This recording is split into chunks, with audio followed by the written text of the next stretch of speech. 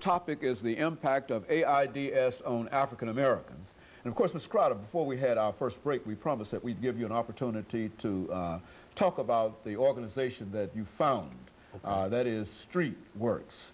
And I understand that that organization, as you've indicated, is located in one of the high-risk areas and one of the public housing areas over in Joe Johnston. Let's talk about your experiences in that organization and at that particular place. Okay, again, we're located at 1431 Joe Johnston Avenue in the housing sites at John Henry Hill Housing Project. Our hours of operation is mainly 6 p.m. to 6 a.m.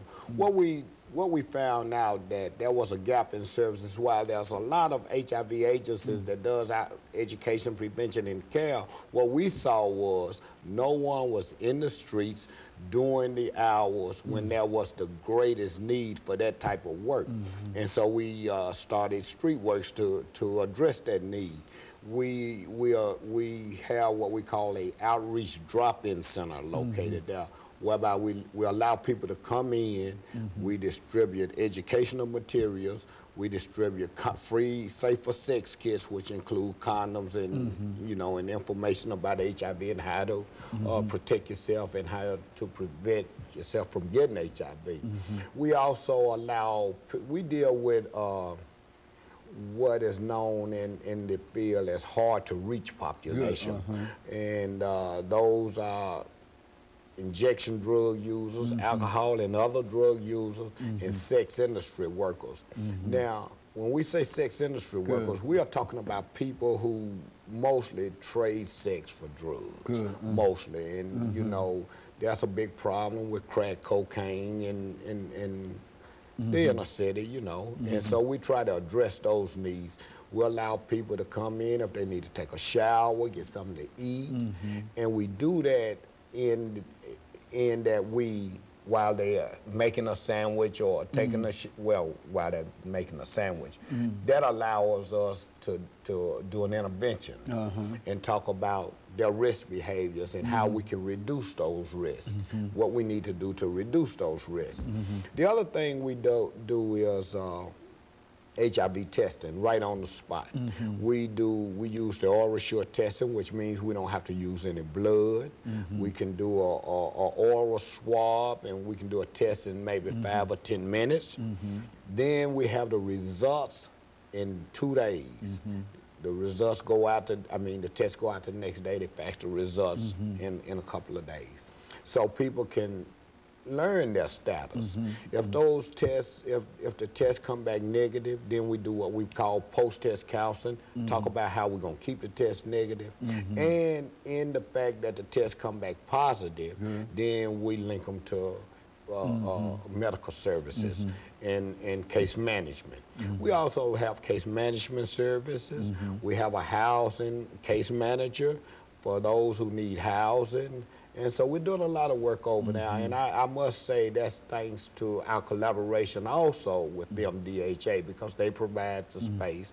And our funding comes from the round white funding sources, a grant called HOPWA, which is Housing Opportunities for People with AIDS. We also have a grant from the state of Tennessee, the prevention grant. And so, you know, we're working. And so there's been quite a bit. Now, these individuals who happen to come by and take advantage of your services, what are their reactions when they find out, if they're not aware that they have this disease, what are their reactions when they take one of these tests and they find out that they are positive for HIV or AIDS? Well, it's just like anybody else's reaction, but you know, I must say we've conducted probably, I want to say right at 1,000 tests, close to it. And we've only had maybe 2 or 3 positives.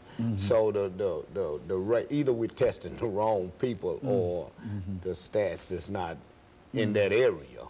One of the things we have found out that probably those who are at the highest risk is not those who are taking the test. So, and that's kind of hard too. It's hard to test people who don't want to be tested. And so are you suggesting that perhaps people might suspect from just common knowledge and common street talking, etc., that they might be perhaps infected by this disease, but at the same time they're not willing to take that extra step in order to determine whether or not they truly have it scientifically or medically. Is that what? Well, what I'm saying is this, and this is what I know. I know that there's between 240 and 325,000 African Americans walking around with HIV. That's in the whole United States. It's around 14,000 in Tennessee. Now, what I do know is that a third of those people that has HIV don't know that they have it. And my job is to identify those people in the Davidson County or Middle Tennessee region who has HIV and don't know it, and that's how we're doing that. And so you think that you're really reaching a good sizable population, and that you're doing a real work in that particular area? Absolutely. I think that those people who are at an increased risk for HIV are not the ones who's actually getting tested. And so our job is to somehow get those people in, get them tested, and get them their results. That's our job. And of course, when the better you are at doing that, the more effective you will be able to curb the impact that this is having on African Americans. And Dr. Haney, just let me go one step further. You know, as from previous shows, I am a person living with full-blown AIDS, and now having HIV is not like having HIV in 1982 or 1992 when they first discovered. Medical advances has gotten this disease almost to a chronic illness, but people in their mind from previously reported stuff about HIV still think that this is, once someone tell you got HIV, it's a death sentence. It is no longer a death sentence. It's almost a chronic illness now, like diabetes or any of the other chronic illnesses. It's well managed. People are living longer and longer with HIV. And so what we need to do really is to provide more resources so that individuals can have access to the kind of medicine that you need. Now, we also understand that over the last 26 seconds that this is very, very expensive medicine that they have to use in order to do. But in Tennessee, with TennCare, all the medicine on the formula is on TennCare's formula. So a person with HIV in Tennessee has access to the same medicine as Magic Johnson. Okay, and of course we'll end this segment today here, Ms. Crowder, and we'll be back with our audience for our final segment following this very, very short commercial break. Very good. Statistics show that children who grow up with... We're talking to Mr. Crowder.